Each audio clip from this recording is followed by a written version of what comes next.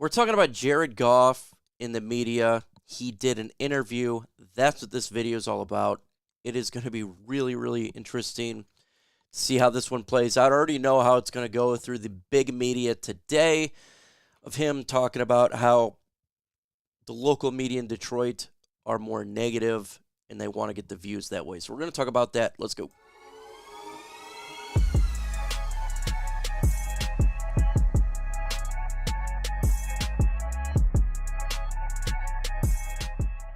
Shout out to you guys. We hit 10,000 subscribers last night.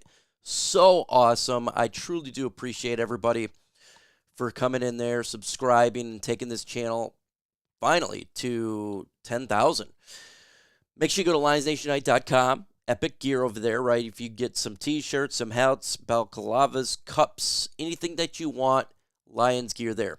Also on draft night, we're going to be live for the draft. Myself, Dose of Dion, Everything King, Speak Easy, Spend More Racks, obviously Herman Moore. It's going to be a star-studded lineup. Come on and check it out. Jared Goff yesterday he did it like an interview, sit-down interview, and was talking about many subjects. But we're going to focus on the one that really I liked, and this is why I like Jared Goff. Is he and the rest of the Detroit Lions organization not afraid of the Detroit media and loves to kind of take it to them, and I love that.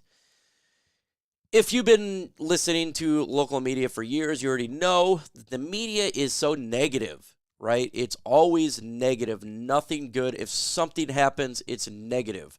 The draft, negative. Even after the Lions go to the NFC Championship, negative after that. It's unbelievable that they focus on negativity more than anything else. And that's how media generally works. Let me know in the comment section right now. Do you think that they're negative? I absolutely do. A lot of organizations here in the media just love to thrive off negativity. No matter what, everything is bad. And they don't realize, I don't think just like Jared Goff said, it's okay to be positive. You can change it, right? Good news is good as well. You know, you can get clicks and views, people to listen off negativity, but guess what? You can get them to listen off positive as well, right? So it started last year with Brad Holmes in the draft. Negative, negative, negative. What happens? The draft was epic. And still negativity, at least from local media. Jared Goff, you know, he is top 10 in every stat, top 5 quarterback stats last couple of years. Lions win games, negative, negative. And it gets old real quick. Jared Goff spoke on it, that the local media here focuses on negativity. Maybe it's for views, right? And I 100% agree with them. I 100% agree with them. That's why a lot of YouTubers began, and it's not just me. There's a lot of YouTubers now. Content creators and people that's doing it different,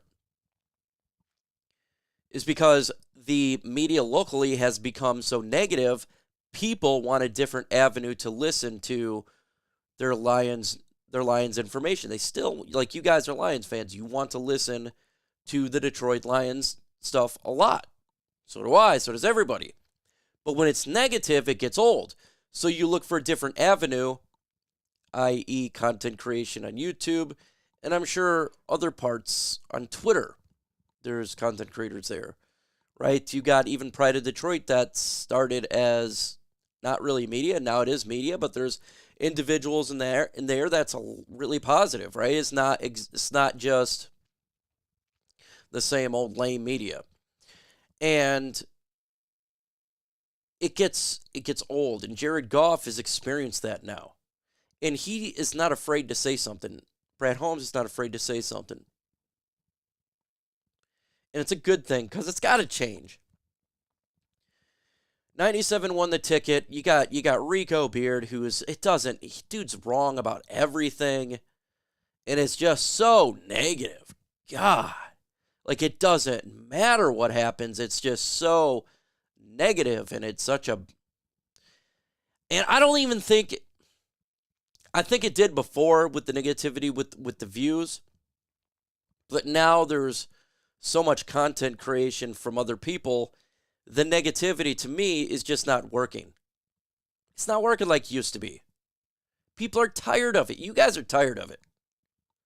I'm tired of it. I get tired of listening to it 24/7. It just makes your day so much worse. Like nothing is good. Clearly, the team is not what it used to be. And still, you don't get the player that the media wants to get, say, in free agency, a Danielle Hunter. They just rip on you. I liked him. We didn't get him, so what? The world's not over. Then you have people, 97 won the ticket specifically, throws temper tantrums if you don't get the player they want to get. Who cares if you don't get the player you want to get? We don't run the organization. And I'm happy we don't, because Brad Holmes knows what he's doing. Just because you don't get the player you want, the world is not ending. The Lions are not going to go 0-17 because we didn't get a player you want in free agency. Watch me, the same thing for the draft. And that's why I say nearly on every single time we do a mock draft, I say, don't be upset if they take a wide receiver. Don't be upset if they talk offensive line. I already know how the media is going to go with this. It's going to rile the fan base up. They're going to come in and just destroy the pick. It happens every year. At some point, it's got to stop, or these people are going to be ran out. They're going to be run out of town. It's just the way it is. The fans, you guys, are tired of it. You're absolutely fed up with nothing good to be said about our team, even when things are going good. You're tired. I'm tired too. That's why I started a YouTube channel 5 years ago. I'm tired of it. There is good things you can say about the team. Not everything's got to be freaking bad. Man, you can get some individuals who make content. If you don't sign a said player, they go crazy on you. Oh, we didn't get this guy. Oh, Brad Holmes is terrible. He's the worst general manager in the world. He's a bum. He's this. He's that. Oh. Relax. It's okay.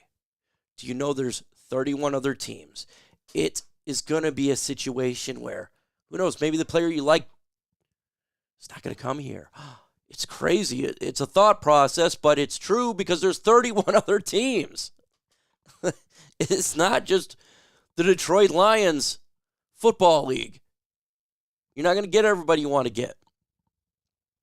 It's just not how it works. We got to trust the process. Trust the draft process. Trust what he's doing. Jared Goff's been in he's been in two teams, but in multiple areas, right? LA, St. Louis, and now Detroit, because when he was with the Rams, they moved. Tired of the negativity. He's tired of it. And I'm sure a lot of players are tired of it. But, hey, NFL players, you watch this, or you listen to any other content creator on here, that's just how the media is. They've always been like this. Never good. But best believe it's changing slowly. It's changing as the internet becomes more prominent. The legacy media is going to fail. That's the way it is. Legacy media is falling apart. Why do you even think that some of these local media started creating a YouTube channel? I said, won the ticket, YouTube channel, right? You're seeing Twitch, you're seeing Twitter, obviously YouTube. They see the writing on the wall, right? The money now is with the online game, okay? That's just the way that it's going to be. That's just the way that it is. I partnered with a former player, not Herman Moore, another one, and he's going to be creating a news juggernaut in Miami and Florida. That's what I've been helping him out for the past couple weeks. He's had contract offers from ESPN at SportsCenter, but see, he's our age. He's 37. He knows where the money's coming. That's the internet. So he turned down those offers, and he's a former player, highly regarded, because he knows where the money and the revenue is going to be. That's more on the internet and YouTube, because the media is dying. It's dying, and it's good to see, because there needs to be new voices. There needs to be more of a real subject, real matters to talk about. And not everything is bad, so that's why they're coming to online. And it's a good thing to see. But now the subscribers and you guys, you have to keep us in check, right? Like, we can't go down that road and just be negative. You got to keep us in check 100%, right? I definitely listen to my audience. I don't know if other people do, but I most definitely listen to my audience and have a good feel for what you guys are thinking. We're pretty much on the same page, so it's really good to be connected, because we all kind of see it, right? But if you get disconnected from the audience, you get disconnected from reality, you're going to make some stupid sayings just to get clicks and views, and that's just the bottom line. But, Jared Goff, he's correct, and I agree with him 110%. I'm happy he called out the media. I'm happy Brad Holmes calls out the media. Keep doing it. This is how you change. This is how the narrative changes. And you guys have the power. You do. You guys have the power. You can, you know what? Is this negative? You just don't listen to it no more, and the ratings go down. They see that. Trust me. They see that. I now work I do the Huge Show, right? I go on there, and I'm on the radio now for West Michigan. Numbers do matter. Trust me. We talk about it a lot. So they do matter. And it is important to have that power, the audience to have that power to change the narrative. And you guys are doing it. So I love it. Jared Goff, I love it. That's what makes me like you, is your ability to not give an S. And I think that's great. Let me know in the comment section your thoughts on Jared Goff and his interview. With that said, folks, adios.